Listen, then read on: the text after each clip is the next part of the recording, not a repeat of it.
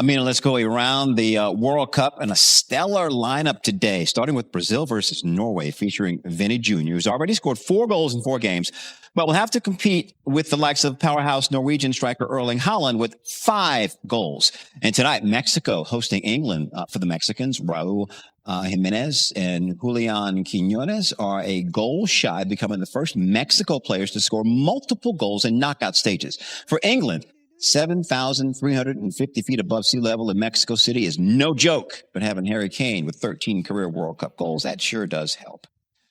Let's talk about it now with former U.S. men's national team members Jeff Cameron and Brek Shea. All right, guys, in 89 competitive matches at Estadio Azteca, Mexico has lost just twice. Brek, I want to start with you. What makes playing at that venue so difficult?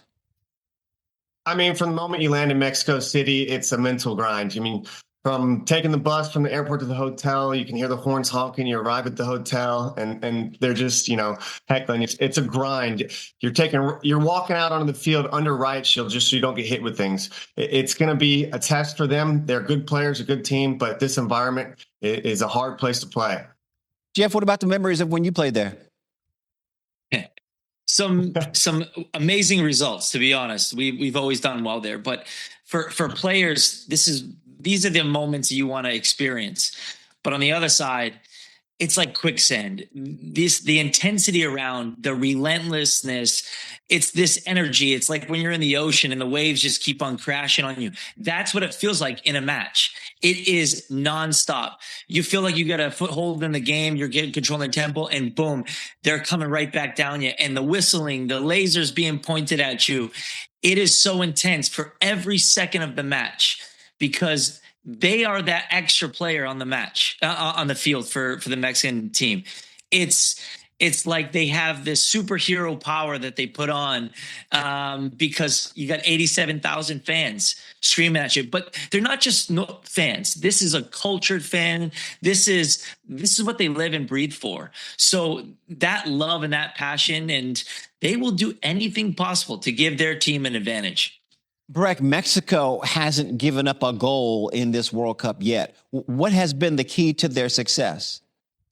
Organized. They're extremely compact. They work hard for each other. They limit space between the lines. I mean, they've only taken 6 shots on target, and goalkeeper Raul Rangel, he's been there to save those. I mean, they work hard. Their backup goalie, he's in the 6th World Cup, Ochoa. He's a Mexican legend. They just really don't give you much space, and the chances you do create are half chances. So they're frustrating, but they haven't played a top side like England yet. I mean, Ecuador was a good match, but England is a much stronger team, much better individual players. So they're going to be tested. All right, y'all. I want to shift the focus to tomorrow, to Monday's action, where USA will play Belgium in Seattle. Folarin Balogun will not play in this one because of that red card he got in the previous game. Jeff, to you, how should the U.S. handle the lineup now with him out? Well, if I'm Pochettino right now, I'm not changing much of anything. I'm doing a like for like with either, Pepe or Haji Wright coming in. Pepe coming in, he has the same kind of he'll run, he'll backtrack his back press. For me, he's the simplest decision to fill in.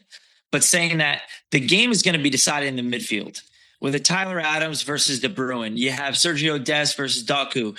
You have so many small individual battles all around the field, but whoever controls that center of the pitch, or for me, will end up winning the match. And I think this is where we have to limit a world-class player like De Bruyne. Tyler Adams has a big job on his shoulders, because if he finds those spaces in between the defense and the midfield, that's when he become ruthless. So we got to limit that and just keep doing what we're doing. Our press is organized. We're suffocating teams. We're winning the ball higher up the field.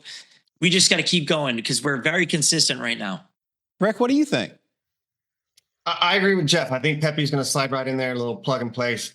He did great when he came in last match. And then when he started against Australia, he was everywhere, not only offensively, but defensively, creating problems for the other team's defense. He's a workhorse. He runs, he can hold the ball, he makes runs in behind.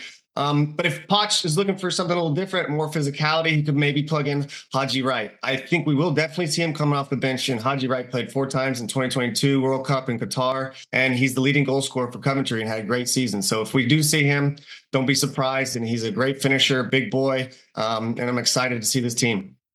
Okay, before we let y'all go, I want to flash back to 2014 when USA faced Belgium in the round of 16.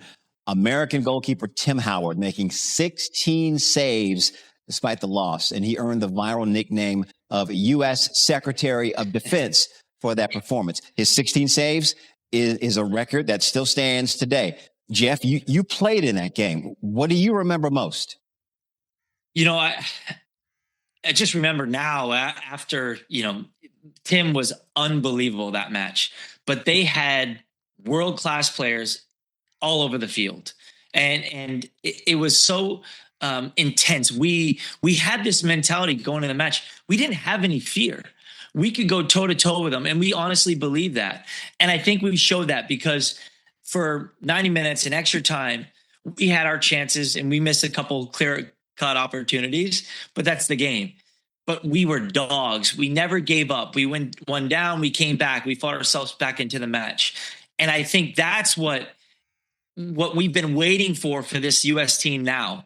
And now you can see it. And I think that is where we're at. But I think it's a Belgium side that is not as good as they were back in 2014. They don't have the likes of Hazard, who was unbelievable, was probably top player of the world at that point. But they don't have that. And I think we have a very, very solid, tough, hard-nosed group that are resilient. And I like our chances. A little payback kid from 2014. You'll get me smiling for sure. Indeed. Tomorrow night, let's see what happens. Let's go. Jeff, Brek, gentlemen, thank you.